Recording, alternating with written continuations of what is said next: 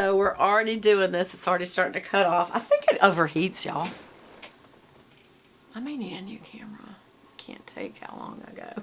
And other people do 30 and 40 and hour-long videos. I do 12-minute videos and then do it in parts because I can't figure out the setting on this to get to change to not cut it off at 12. I'm not sure what it does, but anyway. I'll tell you what, if I get a new camera, I'm going to have someone sit down and give me lessons if I have to pay them.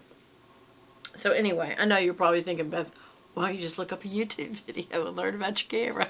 I know, right? All right. All right, so where was I? We're getting into really good stuff here. Raul gave his daughter Zipporah to Moses, and she got pregnant, and she named the baby. You just look at all the time that just passed, all right? So there, he meets the dad. He gets married to the girl. She gets pregnant. 9 months later, she's got a baby. Oh, I was telling you about these words that make up the name Gershom and how names matter in this ancient world. And so not only is it spelled with certain consonants, but it also sounds in the Hebrew language. It's very different from ours. And the word sounds like ger, which is there, and sham. Foreigner, which is ger, and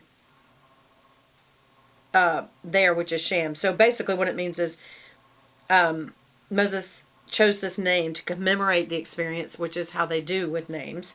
And it means a foreigner in a foreign land, because Egypt was not his true home, nor was Midian. It was away from his home.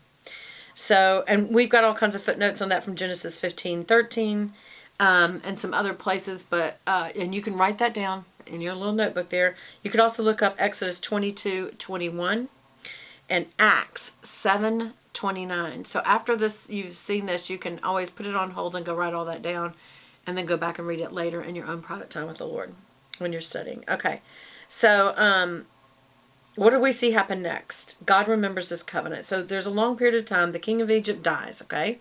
The Israelites are still groaning in their slavery because they're still under slavery.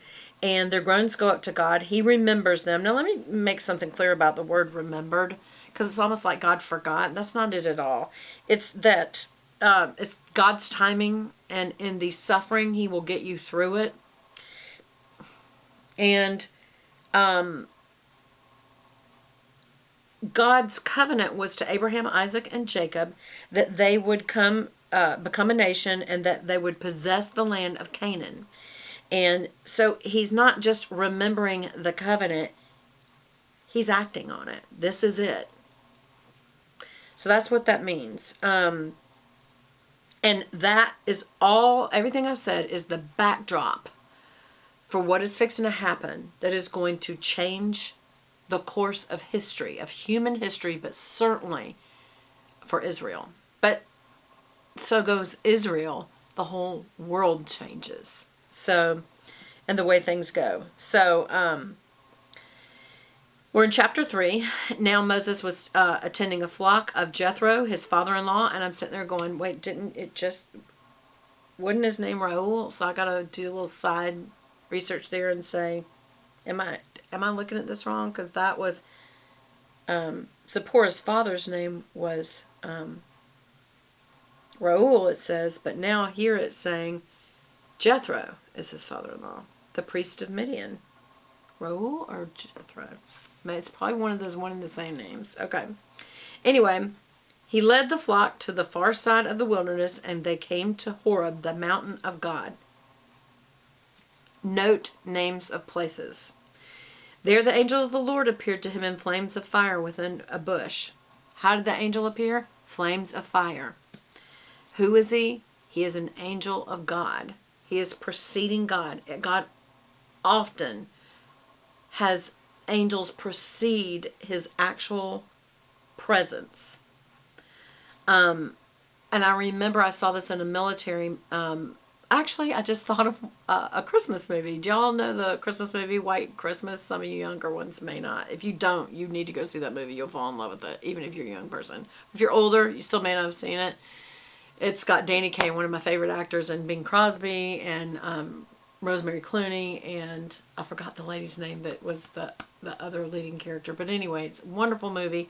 But the opening scene, you see the military side of things in World War II, and you see it also again when he's being honored in the show house where they're putting on a big show. And both times when he walks in, the general walks in, he has a man that walks in front of him, almost like saying, the general's here. It's a point of respect, maybe even a point of protection in some environments. And then once he is passed, there's 4 other military men, and I don't know what their ranks are. Somebody smarter than me about military would be able to tell you that. But 4 of them follow him. So there's 1 in front and 4 follow. It just always makes me think of how whenever you see God, there is an angel that appears that you almost get confused that the angel is God or God is an angel. It's like, no. Because then it's very, very clear in the Bible that it is God and that angel is not God. We see that in Hebrews chapter 1. He's very clear. They are servant spirits. And often are also referred to as flames of fire. So Joseph saw that the bush was on fire, but it did not burn up, and it was such a strange sight, he decides to walk over there and see it for himself. And as he does that, God calls out to him and says, Moses, Moses. And Moses says, here I am. Do you realize that's what they always say when God calls to them, these faithful ones? And he says, don't come any closer, for you are on holy ground. Take your sandals off. And he said, I am the God of your father, the God of Abraham, the God of Isaac, the God of Jacob. And at this, Moses hid his face, for he was afraid to look at God. This is the God. This is the holy God. You would just almost, when I think about when I get to heaven and I'm going to see God, I almost feel like I'm not going to be able to look at him because I'm going to be so busy bowing down out of respect and awe and awful fear. Full of a respectful fear of the awe and the powerfulness and the just who God is, and you just have to bow down. But he's hiding. I mean, he's hiding. And the Lord said, I have indeed seen the misery of the people of Egypt. It's not like God didn't hear or didn't see, and he's just now going, oh, I remember. He's always known. He's always heard. He always hears when we cry out to him as his faithful ones. And he heard about the slave driving, and he's concerned about their suffering. It's not like he doesn't care. And it even says in verse 8, so I've come down to rescue them from the land of the Egyptians and bring them up out of the land into a good and spacious land, a land flowing with milk and honey, the home of the Canaanites, the Hittites, the Amorites, the Perizzites, the Hivites, and the Jebusites. And we're not going to go through each one of those names, but they recount back to some of the historical things we've already learned in Genesis. All those names of lands were also people and their peoples. So, and that's who inhabited those lands. And certainly the Canaanites, we know about them. So, and if you don't, go back and research it. These are little things you can write.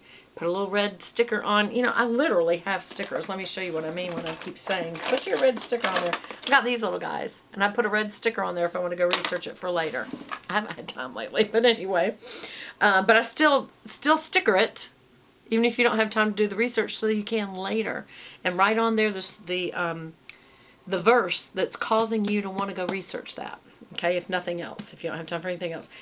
And so God is making it very clear that he's heard the cry of the Israelites. He cares, and he's going to deal with it. It's not like he's just waking up out of a deep sleep going, I've heard of them. This is what he's planned all along. This is the covenant he's fixing to fulfill. He is fixing to take the people out of Egypt and into the land. He has also been fulfilling the fact that they are multiplying and having more and more and more of them till they are just filling up the land. And what did that filling up do? It caused the Pharaoh to say, I want to get them out of here. Well, instead of that, he just put them into hard labor. And because that wasn't working, then he said, well, I'm just going to kill the firstborn sons. All of this, all the sons. All of this was leading up to something God already had planned. It is God's plan, not our plan. There's not a plan A, B, and C. There is one plan, and we can join it at any time. If we will listen to him, submit to him, and be faithful to him and obey him, That's how you get to be part of the plan. You just choose to listen to God and join Him wherever He's acting. You can do that in your daily life. If you're older, if you're sick, if you're heartbroken, if you have financial woes, and you think, God can't use me, thank you to my little subscriber friend who said, have you forgotten that God can use the one? We are seeing over and over how God uses this one man or this one woman. And we're going to see more and more about a Sephora and Jochebed and some of these other ladies I want to tell you about, where one woman or one man made the difference in history of the world, not just the Israelites, because the Israelites are going to affect the whole world, and they still do. Okay, so let's keep going. I'm sending you to Pharaoh to bring my people, the Israelites, out of Egypt. Abraham's like, excuse me? I think this is some of the cutest interactions here. It's also a Jesus is God interaction. So it's very important in Exodus chapter 3 that you really read it, reread it, and I'm going to tell you where you need to focus.